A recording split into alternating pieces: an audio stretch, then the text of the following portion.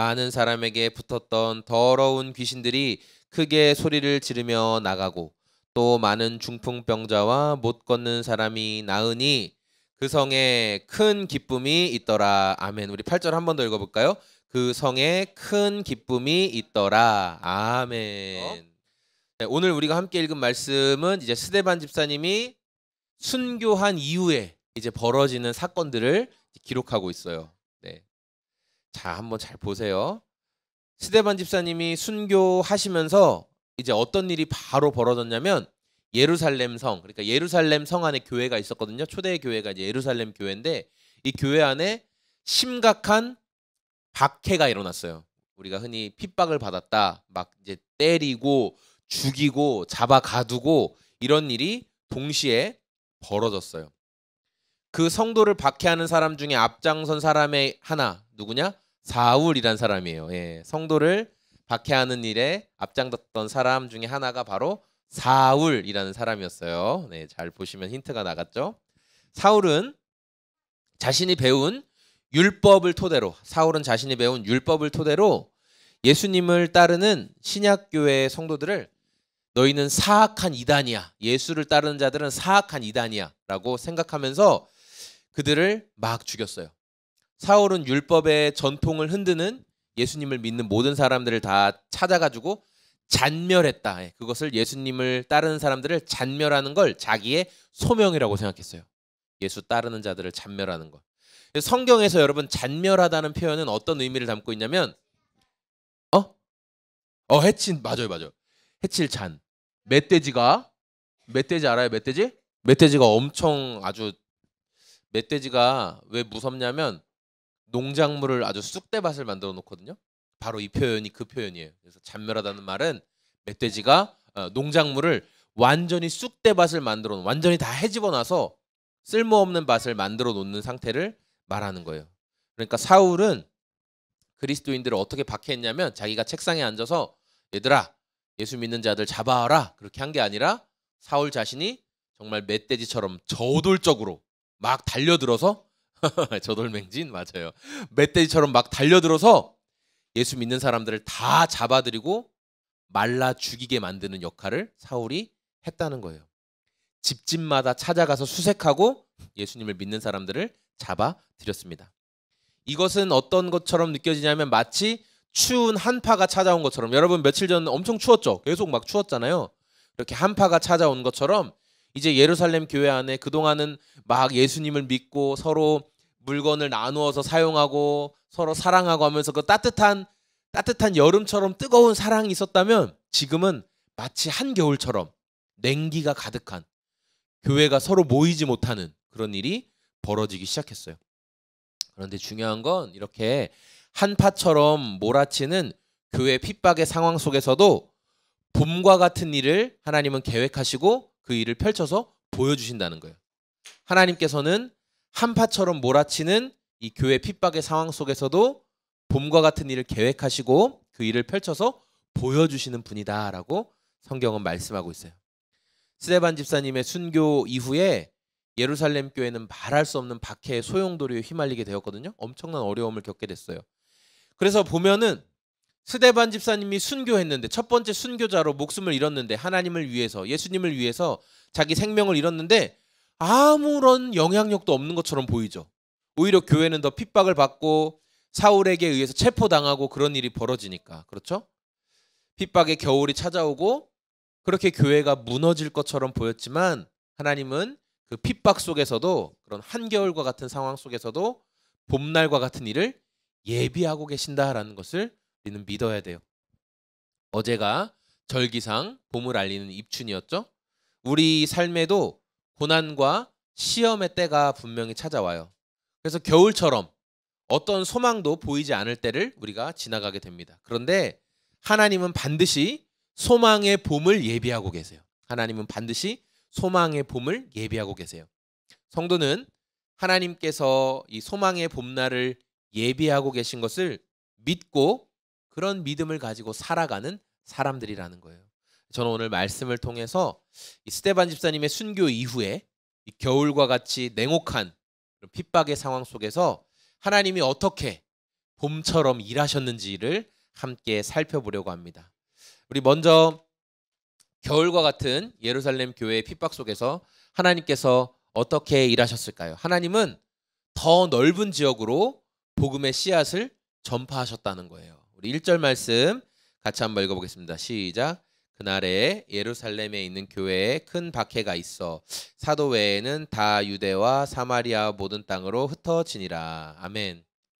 스데반 집사님이 순교 당하신 그날 직후에 예루살렘 교회와 그리스도인들을 향한 박해가 시작되었어요. 성경은 이 박해가 사울이 중요한 역할을 했던 그 박해가 얼마나 긴박하게 진행되었는지를 보여주려고 그날부터, 그러니까 스데반 집사님이 죽고 며칠 뒤부터 일어난 게 아니라 스데반 집사님이 죽는 것과 동시에 박해가 바로 시작된 거예요. 네.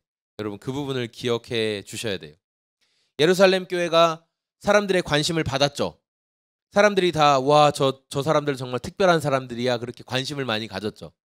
그러니까 이 기존에 있던 유대교는 지금도 있습니다.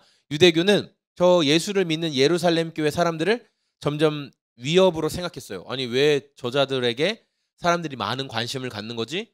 왜 저렇게 사람들이 몰려가는 거지? 우리 유대교의 입지가 점점 줄어드는 거 아니야? 인기가 없어지는 거 아니야? 그러면서 점점 유심히 이 예루살렘 교회 성도들을 생각하고 있었어요. 그리고 스데반 집사님이 순교하시기 전에도 사도들이 베드로와 요한이 성전에서 예수님이 그리스도시다, 예수님이 부활하셨다 이런 말에서 잡혀가서 매를 맞기도 하고 그렇죠? 감옥에 가기도 했던 사건을 기억하시나요? 그런 일이 있었다 없었다? 있었다. 예, 그런 일이 있었어요. 그러니까 그때부터 이 유대교 종교 지도자들은 초대교회 성도들을 유심히 지켜보고 있었어요. 그리고 이들이 원했던 건 뭐예요? 예수를 유대교 종교 지도자들이 사도들에게 너희들은 나가서 예수를 전하라, 전하지 말라. 뭐라고 했을까요?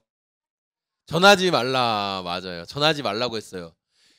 유대교는 예수님을 믿는 사람들이 더 퍼져나가는 것을 원하지 않았거든요.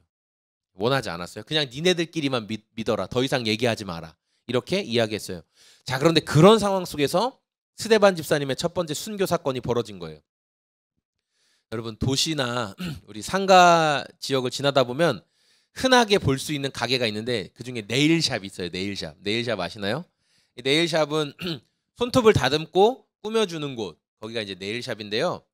그런데 과거에 이 네일샵 기능을 하던 데가 있어요. 뭐 기능을 하던 데라고 하면 좀 웃기긴 하지만 뭐냐면 우리가 길거리에서 흔하게 보던 봉선화예요. 예, 봉숭아 아시죠? 봉선화. 이 봉선화 꽃잎을 따서 예, 그 잎사귀와 함께 찧어서 거기에 소금이나 예, 명반 같은 걸 넣고 손톱 위에 올리고 칭칭 감아 놓으면 어떻게 돼요? 예, 손톱이 예쁘게 물들여지죠. 맞아요. 저는 그 꽃보다 제가 더 관심 있었던 건 그 봉선화 씨앗, 타원형으로 생긴 씨앗을 혹시 여러분 기억하시나요? 우리 다른 유년 성도님들은 몰라도 우리 작년 성도님 다 알 거예요.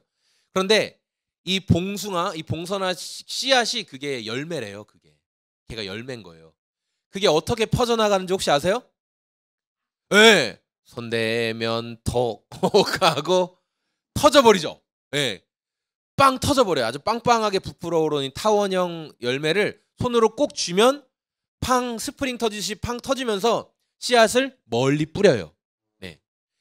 누군가 이 부풀어 오른 몽오리를 터트려 주기만을 기다리는 것처럼, 그리고 거기에 뭐 벌이 날아와서 건들든지 사람이 손으로 만지든지 하면 팡 하고 터져 버립니다. 예루살렘 교회 안에서 이제 많은 사람들이 복음을 받아들이고 또 예수님을 믿고 그렇게 서로의 필요를 채워주며 살았는데 하나님께서는 너희들이 예루살렘 성 안에만 머물러 있는 것을 원하셨을까요? 원하지 않으셨을까요? 원하지 않으셨어요. 그런데 지금 아직 사도들도 그렇고 이 복음이 예루살렘을 넘어 이방인들에게까지 전해져야 된다는 것을 분명히 모르던 상태였어요. 그러니까 우리 예루살렘 성 안에서만 일단 잘 믿자. 이렇게 예루살렘 성 안에만 복음이 머물러 있었는데 스데반 집사님의 순교를 통해서 이제 복음의 씨앗을 가지고 있는 사람들이, 예수님을 믿게 된 사람들이 예루살렘 성에 있으면 핍박이 너무 심하니까 전국 각지로 퍼져나가기 시작한 거예요. 복음의 씨앗을 품고 여러 지역으로 사람들이 흩어지게 되었어요. 그래서 사울과 유대교의 지도자들은 이들을 핍박만 하면 예수를 믿는 사람들은 다 사라지고 없어질 것이다 이렇게 생각을 했지만 오히려 봉숭아 씨앗이 더 멀리 퍼져나가는 것처럼 핍박을 통해서 복음이 더 넓은 것으로 퍼져나가게 만드셨다는 거예요. 하나님은 핍박을 통해서 복음을 더 멀리 퍼져나가게 만드셨어요. 우리 요한복음 12장 24절 말씀 앞에 있는데요. 같이 한번 읽어볼까요? 내가 진실로 진실로 너희에게 이르노니 한 알의 밀이 땅에 떨어져 죽지 아니하면 한 알 그대로 있고 죽으면 많은 열매를 맺느니라. 스데반 집사님이 죽으면서 순교하시면서 핍박이 시작됐죠. 그래서 우리는 아니 그 죽음이 아무 의미가 없는 죽음 같아. 여러분 이렇게 생각하실 수 있어요. 근데 예수님은 분명히 말씀하셨어요. 뭐래요? 그 열매가 떨어져서 죽으면 썩으면 많은 열매를 맺게 될 것이다. 스데반 집사님의 죽음은 한 알의 밀알처럼 온 땅에 복음을 퍼뜨리는 여러분 화약에 불을 붙이는 선이 있거든요. 그 선을 뭐라고 하는 줄 알아요? 도화선이라고 해요. 화약에 불을 붙이는 선이 있어요. 거기 불을 딱 붙이면 칙 하면서 타고 가다가 마지막에 다이너마이트 TNT 뻥! 그 불을 붙이는 선, 화약을 터뜨릴 수 있는 그 선, 도화선. 스데반 집사님의 죽음은 바로 그런 도화선 같은 죽음이었다는 거예요. 복음이 온 땅에 퍼지게 만드는 도화선이었어요.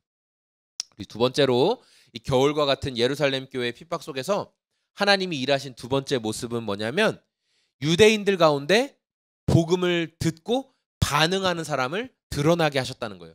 우리 2절 말씀 같이 한번 읽어보겠습니다. 시작. 경건한 사람들이 스데반을 장사하고 위하여 크게 울더라. 네. 여러분 그 스데반 집사님이 어떻게 죽었어요? 아는 사람. 스데반 집사님은 어떻게 돌아가셨을까요?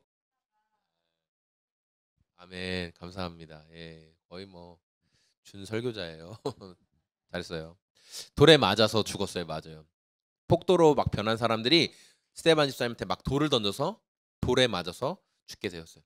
자, 그러면 그 돌아가신 스데반 집사님의 시신을 누가 처리해 줬을까요? 그 시신을 누군가 수습해 줘야 되잖아요. 그렇죠? 수습해 줘야 되거든요. 하나님은 항상 사람들의 손을 통해서 일하시거든요. 맞아요. 로이가 말 잘했어요.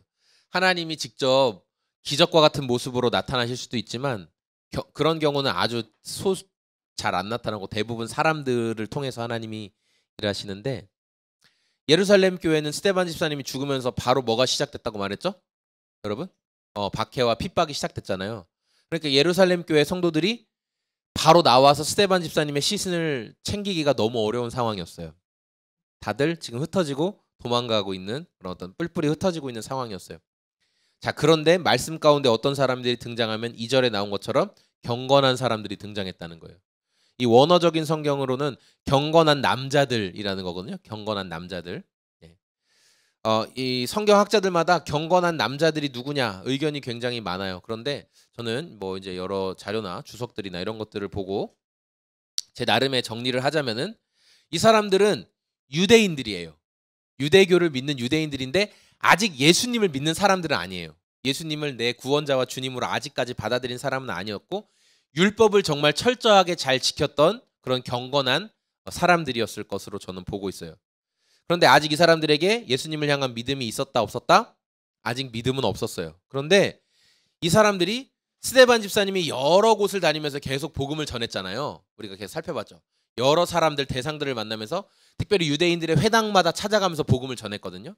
아마 그때부터 스데반 집사님이 전하던 메시지를 들었던 사람들일 것으로 저는 보고 있어요. 그리고 이 스데반 집사님이 결론적으로 마지막 이 설교를 할 때 구약 시대부터 쭉 이어서 설교를 하죠. 그래서 마지막으로 스데반 집사님이 드러낸 사람이 누구였어요? 구약 시대부터 쭉 여러 인물을 들어서 드러내고 싶었던 사람. 구원자는 누구다? 예수님이다. 그거를 드러내고 싶었던 거예요. 그러니까 자신들이 믿고 있던 그 구약 시대의 인물들을 통해서 쭉 성경을 설명해 주니까 이 경건한 사람들도 스데반 집사님의 말을 듣고 마음이 움직이는 거죠. 아, 저 스데반이 말하는 저 예수가 누군가 이것을 점점 생각을 하고 있었던 거예요. 그리고 결정적으로 스데반 집사님이 제대로 된 재판을 받고 사형을 받았어요? 아니면 제대로 된 재판도 없이 막 공격당해서 죽었어요? 제대로 된 재판도 없이 스데반 집사님이 죽었거든요. 온몸이 막 찢겨지는 그런 상태로 죽었어요. 근데도 스데반 집사님이 아까 우리 로운 성도님이 잘 말해준 것처럼 돌에 막 맞고 있는 상황 속에서도 저기 하늘을 봐라. 하나님이 계시고 예수님이 서 계신 것이 보인다. 저기를 봐라. 이렇게 하나님의 영광을 막 말하니까 이 스데반 집사님의 모습을 보고 이 경건한 유대인들은 감동을 받았던 거예요. 저 사람이 말하는 믿음은 진짜구나. 저 사람은 생명을 잃는 순간에도, 잃어버리는 순간에도 그 자신이 믿는 신앙을 고백하는구나. 마음이 흔들렸던 거죠. 경건한 사람들이 스데반 집사님의 장례를 치러 주었다는 것은 여러분 되게 큰 의미가 있는데요. 먼저 이 유대인들의 율법에서는 돌에 맞아 죽을 정도의 그 죄를 가진 사람, 이건 엄청난 심각한 죄거든요. 그런 사람은 부정한 사람이에요.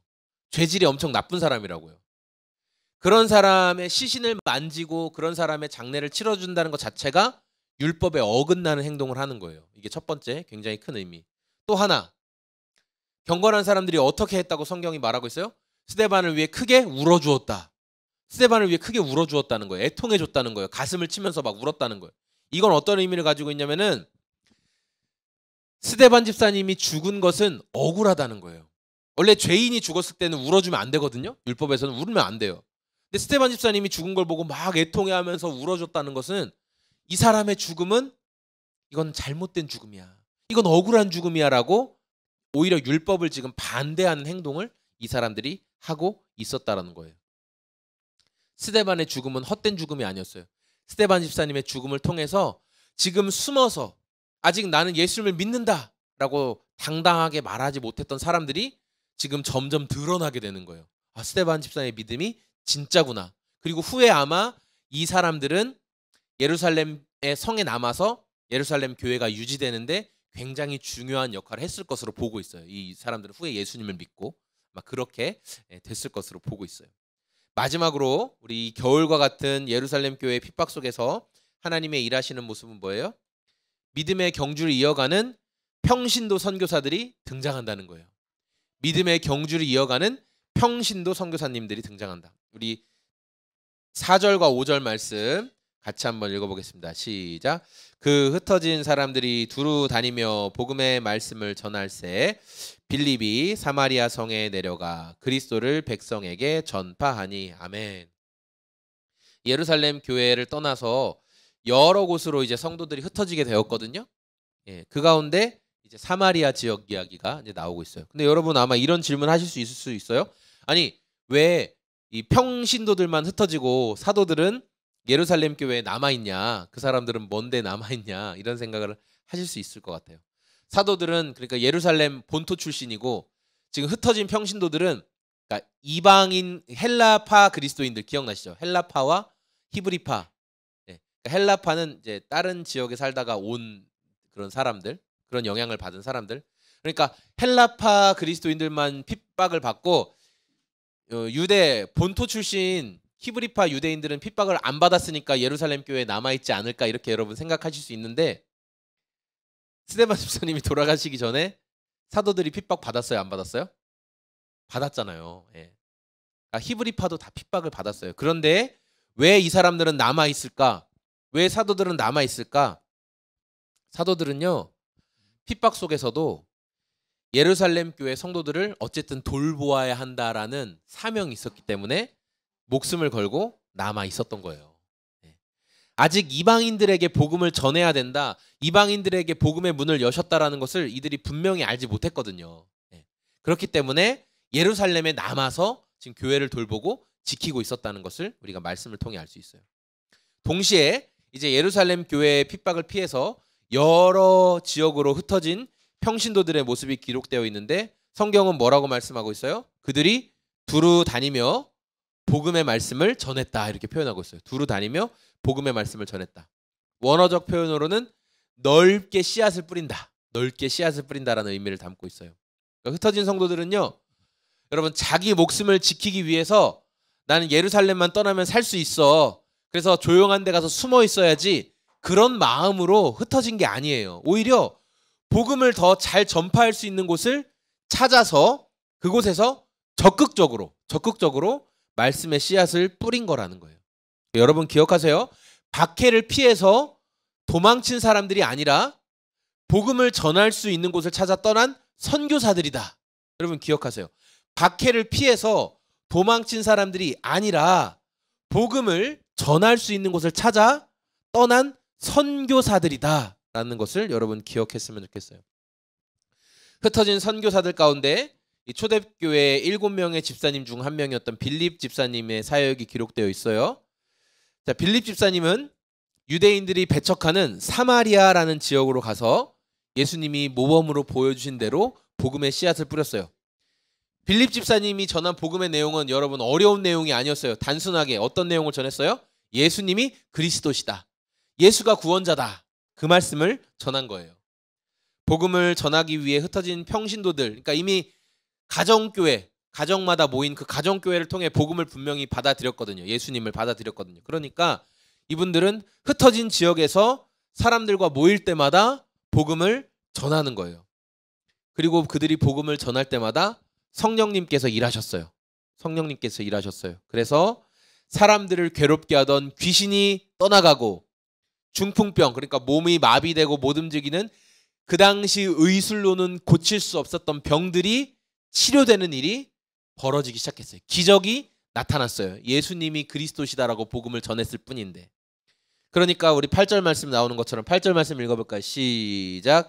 그 성에 큰 기쁨이 있더라. 다시 한번 읽어볼까요?